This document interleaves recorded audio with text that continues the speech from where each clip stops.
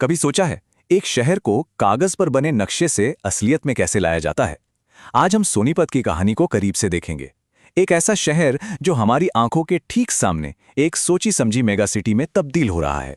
ये जो नंबर दिख रहा है ना, 32.7%, ये कोई छोटा मोटा आंकड़ा नहीं है। ये सिर्फ एक साल में सोनीपत के कुंडली इलाके में प्रॉपर्टी की कीमतों में आया जबरदस्त उछाल है। तो सवाल यह है कि आखिर ऐसा हो क्या रहा है जो इतने बड़े बदलाव ला रहा है। तो सवाल वही है, ये सब हो कैसे रहा है? आखिर एक प्लान को कागज से उठाकर एक जीते जागते धड़कते हुए शहर में कैसे बदला जाता है? चलिए आज इसी सवाल का जवाब ढूंढते हैं। तो चलिए इस पूरे सफर को समझते हैं। हम शुरुआत करेंगे सोनीपत के मेगा हब बनने की कहानी से। फिर इसके 2031 मास्टर प्लान की गहराइयों में उतरेंगे, इसकी कनेक्टिविटी और रियल एस्टेट बूम को देखेंगे और आखिर में जानेंगे कि ये सब कुछ हकीकत में कैसे मुमकिन हो पा रहा है। सोनीपत को हमेशा से दिल्ली के पड़ोसी के तौर पर ही जाना जाता रहा है, लेकिन अब ये पहचान बदल रही है।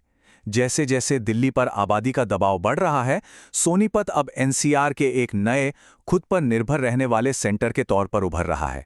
इस पूरे बदलाव की जड़ में है एक बहुत बड़ा विजन, और वो विजन है सोनीपत मास्टर प्लान 2031। ये सिर्फ कोई सरकारी दस्तावेज नहीं है, बल्कि ये आने वाले कल के शहर का पूरा रोड मैप है, एक ब्लूप्रिंट है। जरा सोचिए इसका स्केल कितना बड़ा है। करीब 20,220 हेक्टेयर जमीन पर 25 लाख लोगों को बसाने का प्लान। और मकसद सिर्फ घर बनाना नहीं, बल्कि एक ऐसा शहर तैयार करना है जहां भीड़भाड़ कम हो और लोगों को जीने के लिए एक बेहतर माहौल मिले। अब ये बड़ा इंटरेस्टिंग है। प्लान में करीब 64.5% जमीन तो नए शहरी विकास के लिए रखी गई है, लेकिन साथ ही 35.5% जमीन ग्रामीण इलाकों को अपग्रेड करने के लिए भी है।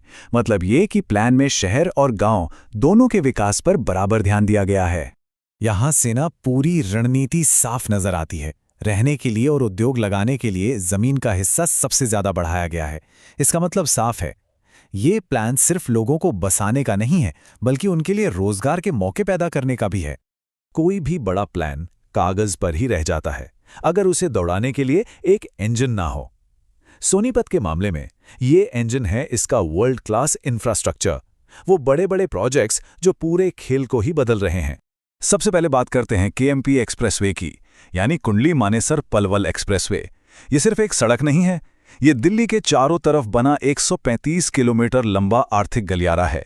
ये रोज 50,000 से ज्यादा गाड़ियों को दिल्ली में घुसने से रोकता है और सोनीपत को पूरे एनसीआर से सीधे सीधे जोड़ता है। और दूसरा गेम चेंजर वो है रीजनल रैपिड ट्रांजिट सिस्टम, यानी आरआरटीएस। जरा कल्पना कीजिए, 160 किलोमीटर प्रति घंटे की रफ्तार से दिल्ली और पानीपत के बीच दौड़ने वाली एक हाई स्पीड ट्रेन। ये रोजाना सफर करने वालों की जिंदगी पूरी तरह से बदल देगी। और हाँ, ये कोई ख्याली पुलाव नहीं है। जैसा कि इस टाइमलाइन में दिख रहा है, ये प्रोजेक्ट लगातार आगे बढ़ रहा है। 2017 में पहली मंजूरी से लेकर 2024 में टेंडर प्रक्रिया शुरू होने तक इस पर काम तेजी से चल रहा है। तो असल फर्क यहां समझ आता है। जो सफर आज सड़क से करने में 2 घंटे से ज्यादा लगते हैं, वही सफर आरआरटीएस के आने के बाद सिर्फ 65 मिनट का रह जाएगा। इसका मतलब क्या हुआ? इसका मतलब ये कि सोनीपत दिल्ली में काम करने वालों के लिए एक बहुत ही प्रैक्टिकल और आकर्षक रहने की जगह बन जाएगा। और जब किसी जगह की कनेक्टिविटी इतनी जबरदस्त हो जाए तो क्या होता है? सीधा असर पड़ता है रियल एस्टेट पर। और यही वजह है कि आज सोनीपत में निवेशकों की दिलचस्पी आसमान छू रही है। और ये बात सिर्फ हम नहीं कह रहे हैं, इंडस्ट्री के बड़े बड़े एक्सपर्ट्स भी इस पर मोहर लगा रहे हैं। उनका साफ मानना है कि कुंडली सोनीपत आज रियल एस्टेट में पैसा लगाने के लिए सबसे शानदार जगहों में से एक है। ये चार्ट पूरी कहानी खुद बयां कर देता है। एक तरफ गुड़गांव और नोएडा जैसे महंगे बाजार हैं, और दूसरी तरफ कुंडली, जहां कीमतें आज भी बहुत किफायती हैं। यह निवेशकों के लिए एक बहुत बड़ा मौका है। तो ये है सोनीपत के ट्रांसफॉर्मेशन का पूरा फॉर्मूला।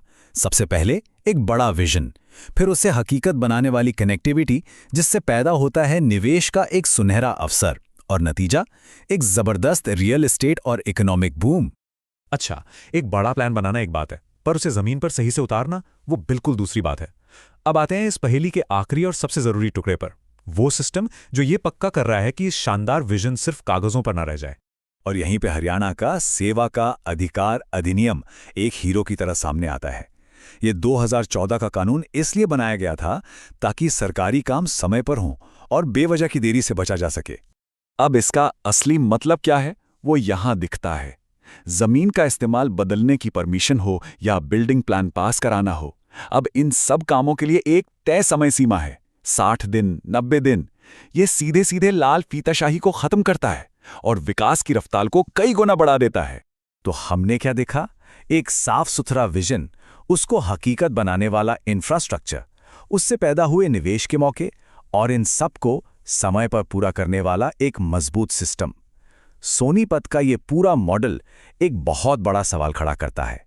क्या ये भारत के शहरी भविष्य का नया ब्लूप्रिंट हो सकता है?